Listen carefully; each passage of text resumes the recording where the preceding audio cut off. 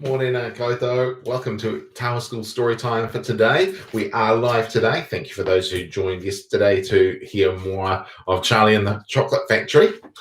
Now, you've probably noticed that if I track back on all of these story times, I think that my hair, you're going to see it's growing longer and longer and longer. I've not had a haircut for 10, 11 weeks now, so I'm really hanging out for that. When I don't put any product in my hair, it just goes. Anyway, it's quite funny because today's story is called I Am So Handsome. I think once my hair's out, I don't think I'm very handsome at all. But let's get started with this story. And I've just been having a look, and we will be able to finish Charlie and the Chocolate Factory today. So, I'm so handsome. Well, I think I am too.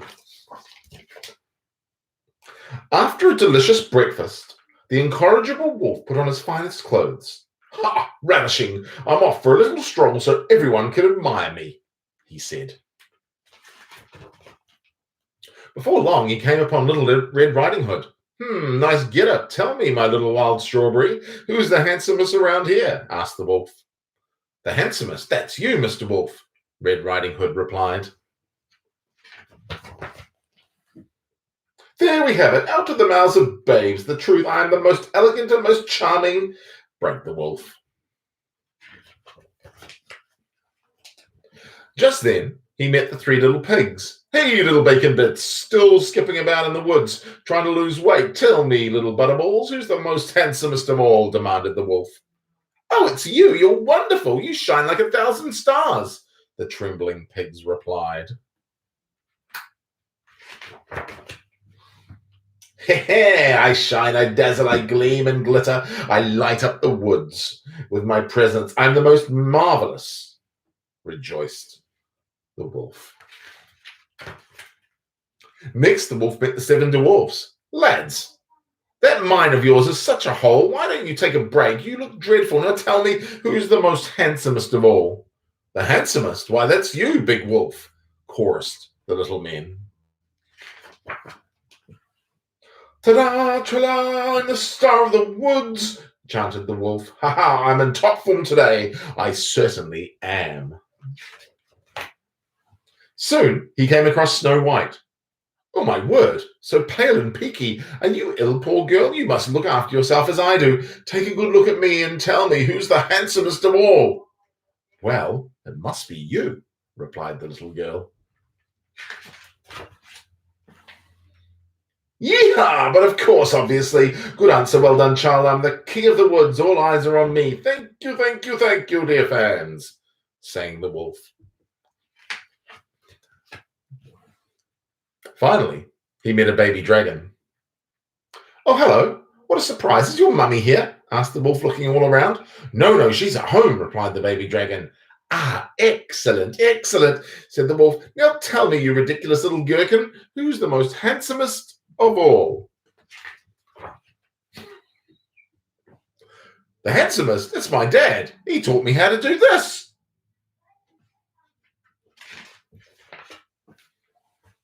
But if you don't mind, no more stupid questions. We're in the middle of a game of hide and seek. I don't think the wolf is handsome anymore. Awesome. All right. Chapter 28. Only Charlie left. So Augustus Gloop has gone up the spout. There's Violet Beauregard has blown up like a blueberry. We've got Veruca Salt has ended up in the rubbish. And Mike TV has been miniaturized by TV. Charlie is the only one who is left. Let's read on. Which room shall it be next? Said Mr. Wonka as he turned and darted into the lift. Come on, hurry up. We must get going. How many children are there left now? Little Charlie looked at Grandpa Joe. Grandpa Joe looked at Charlie. But Mr. Wonka, Grandpa Joe called after him. There's only Charlie left now. Mr. Wonka swung round and stared at Charlie. There was a silence. Charlie stood there holding tightly onto Grandpa Joe's hand. You mean you're the only one left? Mr. Wonka said, pretending to be surprised. Why, yes, Charlie whispered. Yes. Mr. Wonka suddenly exploded with excitement. But my dear boy, he cried out. That means you've won! He rushed out of the lift and started shaking Charlie's hand so furiously it nearly came off. Oh, I do congratulate you, he cried. I really do. I'm absolutely delighted. It couldn't be better. How wonderful this is. I had a hunch, right from the beginning that it was going to be you now. Well done, Charlie. Well done. This is terrific. Now the fun is really going to start. But we mustn't dilly. We mustn't dally. There's even less time to lose now than there was before.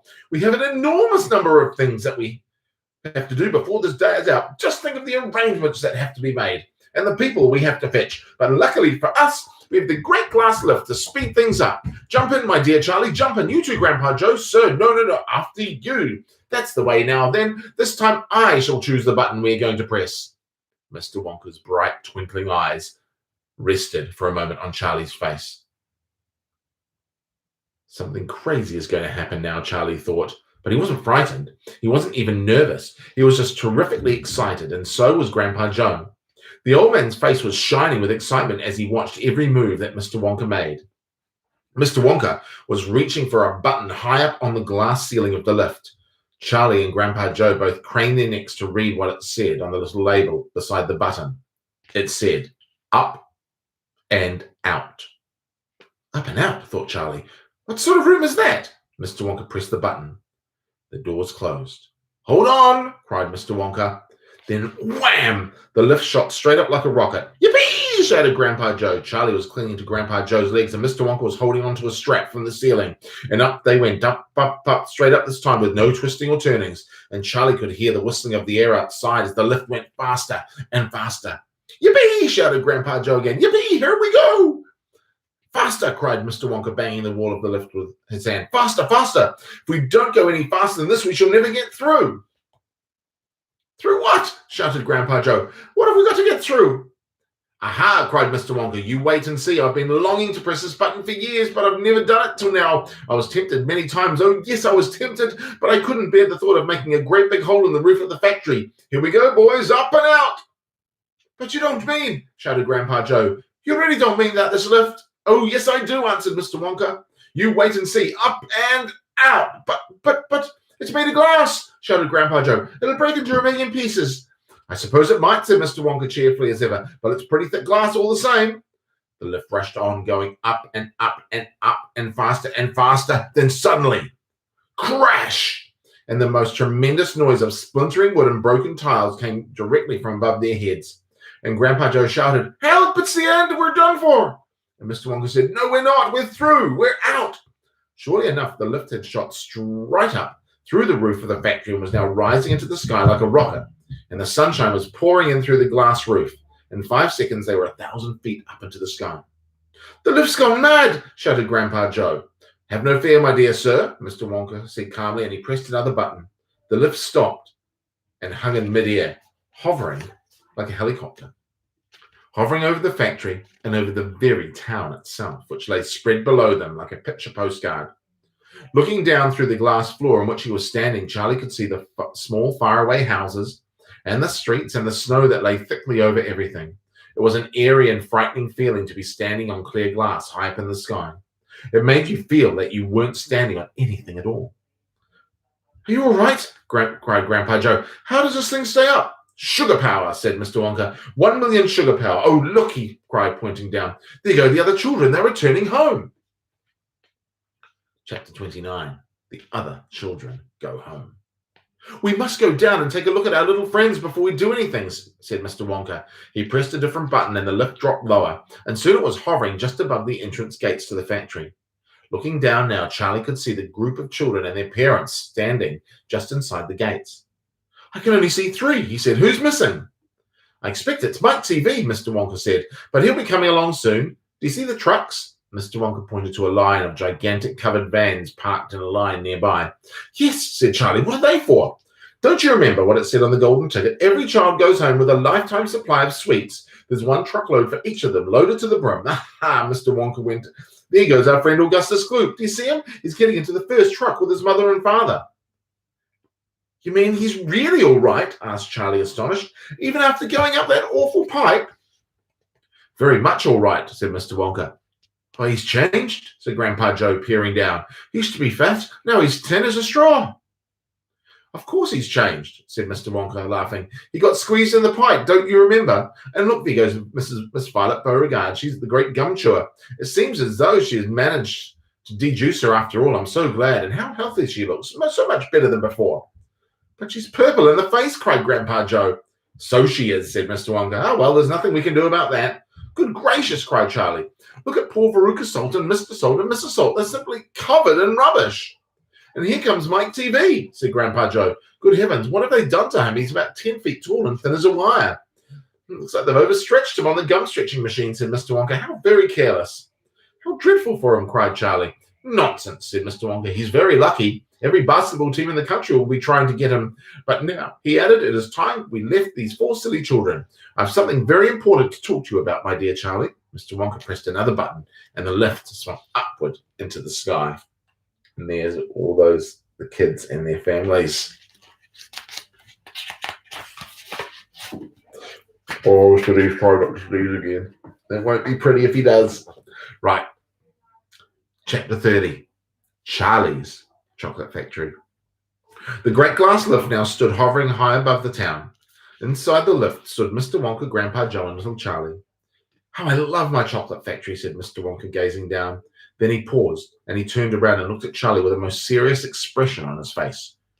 Do you love it too, Charlie? He asked. Oh, yes, cried Charlie. I think it's the most wonderful place in the world. I'm very pleased to hear you say that, said Mr. Wonka, looking more serious than ever. He went on, staring at Charlie. Yes, he said, I am very pleased indeed to hear you say that, and now I shall tell you why. Mr. Wonka cocked his head to one side, and all at once the tiny twinkling wrinkles of a smile appeared around the corner of his eyes. You see, dear boy, I've decided to make you a present of the whole place. As soon as you are old enough to run it, the entire factory will become yours. Charlie stared at Mr. Wonka. Grandpa Joe opened his mouth to speak, but no words came out. It's quite true, Mr. Wonka said, smiling broadly. I'm really giving it to you. That's all right, isn't it? You're giving it to him, gasped Grandpa Joe. You must be joking. I'm not joking, sir. I'm deadly serious. But why would you want to give your factory to little Charlie?